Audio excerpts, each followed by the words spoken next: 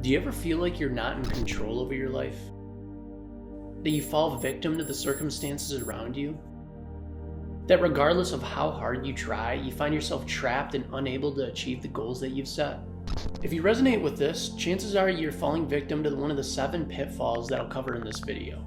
In the book Outwitting the Devil, Napoleon Hill covers 7 strategies that the devil uses to control you and prevent the actualization of your potential. But you don't need to be religious to believe in this, as these 7 concepts are inarguable aspects of human nature. Stick around throughout the entire video to learn how you can break free the control over these influences and live the life that you've always wanted.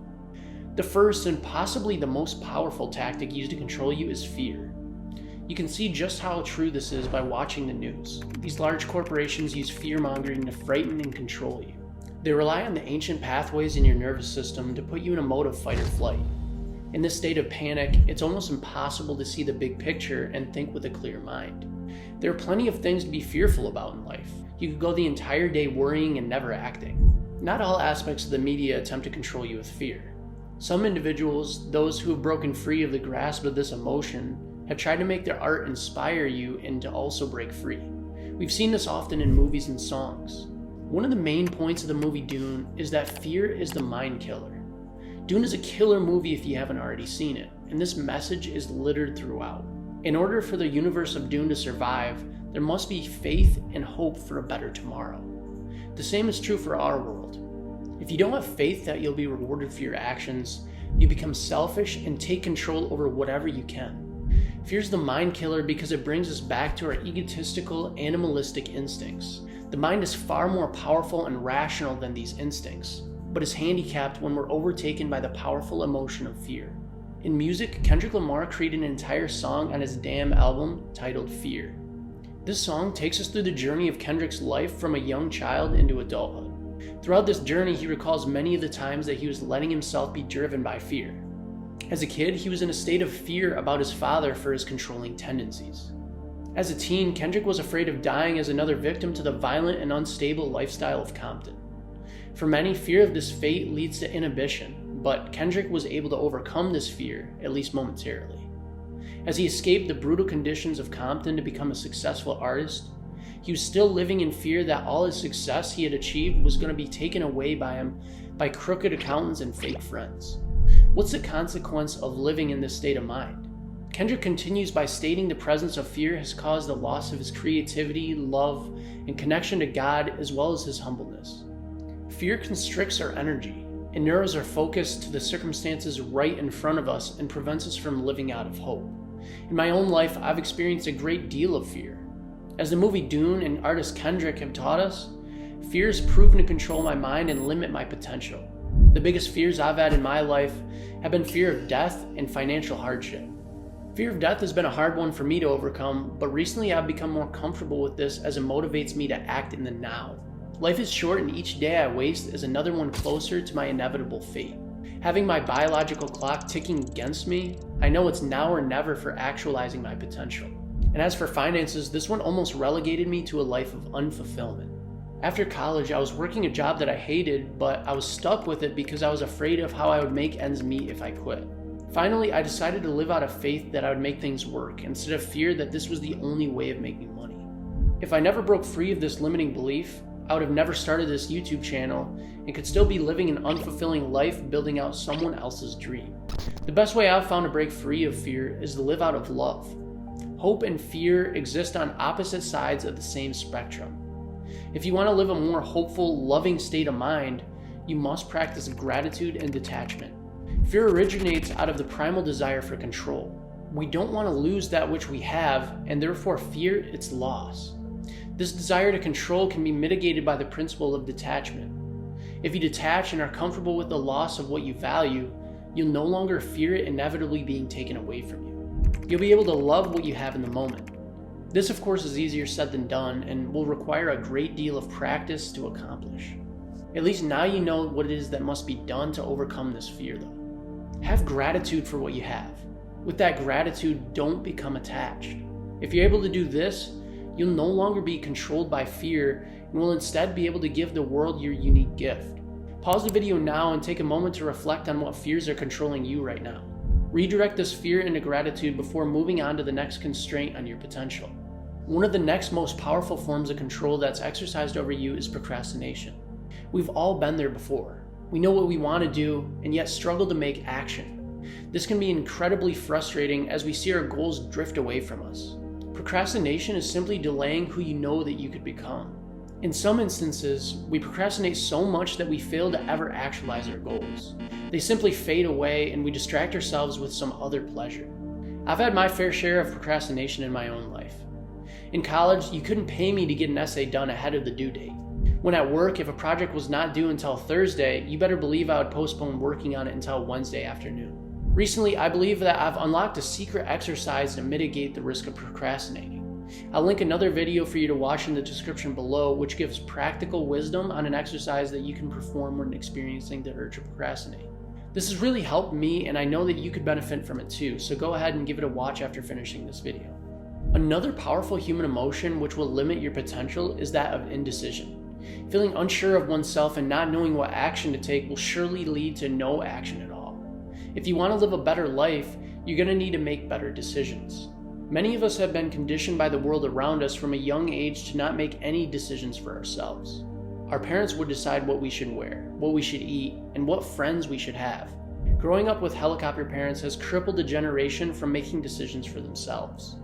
Being indecisive is also so prominent because of an emotion that we discussed earlier, fear. When you decide, you cut off the potential of another path.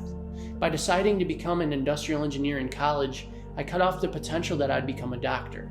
There can be a lot of fear surrounding making a decision because we're afraid we may make the wrong one. If you find yourself as an individual who's struggling from making decisions, the best way I've found is to follow the gratitude advice I gave for the topic of fear. When you exist in a state of gratitude and thankfulness for the opportunity that you have to decide, it helps mitigate the fear of loss by making said decision. Also realize that by making a decision, you increase the probability that you get the outcome. But when you make no decision, you guarantee that you get none of the outcomes. If you cannot decide between two paths, whether it be as simple as where to eat or what degree to get in college, simply flip a coin. Let the random probability of a coin flip choose for you. In doing so, you'll find yourself either happy or displeased by the result. If you're happy, stick with what the coin said. If you're upset, that's great. You just found the option that you truly prefer and you can go against the outcome of the coin flip. This exercise works great when you're picking between two options, but what do you do when you have 1,000 options to choose from? Surely you can't flip a coin for all of these, so there must be a better way. The best way I've found to become more decisive is to be crystal clear on that which I truly want. What is it on this earth that I'm living for? With a solid reason why I'm here, it's far easier to make decisions. I filter all my decisions through the question, does this action bring me closer or further away from the person I desire to become? When you know what you really want out of life, you can easily act to retrieve it. If you feel as though you're struggling to define what you want out of life, a way for you to self-discover is by listening to your body. Your heart and gut will tell you things, but only if you know how to listen. Through meditative practices, you can increase your self-awareness over your senses and the life that exists within you, and discover the paths that it prefers. Trusting your intuition is a powerful practice which can guide you to make better decisions and discover what you truly want. I truly believe that when you trust what you feel in your heart, you'll be rewarded. If you only make decisions based on the mind, which is oftentimes corrupted by negative emotions such as greed, fear, lust, and envy, you're going to make worse decisions. To get more in tune with your intuition, you're going to have to go on a journey of self-discovery. There's not much practical advice I can give you on the topic besides practicing open sense meditation.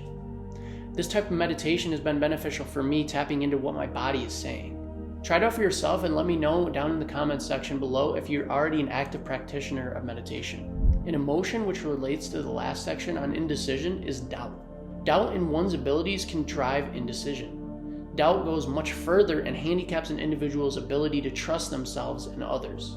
Times in which I've felt the most successful in my life have been when I believe in myself. I had faith that the actions I was making were going to result in acquiring the goal that I've defined. The reason I'm still making YouTube videos is because I believe that if I deliver high quality information to others, the platform will grow and I'll positively impact the perspective of more individuals. At any point, I could have given up on this journey, doubting my abilities to be influential and that any of my hard work would pay off. When living in a state of doubt, it becomes far more difficult to make action. Why try if the results are not guaranteed? When you're doing something rewarding, the results are never going to be guaranteed. If you want guaranteed results, you're going to be relegated to short-term, instant gratification pleasures like food, pornography, and drugs. These pleasures simply distract and control you, pushing you further away from the individual that you desire to become. In my life, I've had to overcome a significant amount of personal doubt. Through some self-reflection, I've realized that most of this doubt has been impressioned into me from a young age by society at large. In school, many of my teachers would tell us students not to follow our dreams and simply to contribute to the economy. When I would share my aspirations with my peers, I would let their limiting beliefs influence my decision-making, as they laughed off my goals and were quick to tell me why they would never happen. The bottom line is that we absorb doubt from our environment. Whether it be our parents wanting to control our behavior, our boss telling us that we'll never get promoted, or the news giving projections about the stock market, we're constantly being told how the world is. The thing is, we're all co-contributors to building this world. We're not merely beings existing within it. We have the power to change the world, and by letting your life be controlled by doubt, you'll never change the world. And you'll continue to perpetuate the false narratives which have been implanted into your mind by others. If you want to be a co-contributor to a better tomorrow, then you must question the limiting beliefs which you've absorbed from your environment and form your own new beliefs. Exercise some critical thought and reason up from first principles. It's easy to be skeptical with the influences that we have today, but recognize that most of the time, this doubt is unwarranted. An eye-opening moment for me was when I sat down and discovered the achievement equation. This equation helped me alleviate doubt in myself as I realized my success was entirely within my own control. I'll link this video below for you in case you're curious on how to apply it to your current situation. Another pitfall that must be avoided is exercising too much caution. If you walk on eggshells your entire life, overly cautious about your next move, you're going to move quite slowly. Success is often about speed of implementation. If you're too cautious, overanalyzing every variable at play, you're going to miss your window of implementation. This pitfall heavily relates to that of fear. When acting out of fear of failure, we tend to be cautious. Looking back on my journey to start my own business, I was extremely cautious in the beginning, not wanting to make the wrong move, which led me to moving much slower than I do now. The only thing that changed was me becoming comfortable with failure. By acting, even if you don't succeed, you still win because you learned something. When you're too cautious, you're not really learning anything as you're not making any actions. If I was overly cautious in my YouTube videos worrying about offending people, I'd still be stuck writing the script for my first video. You of course have to walk a fine line with this segment. Living with zero caution can lead to embarrassing yourself and making some very poor decisions.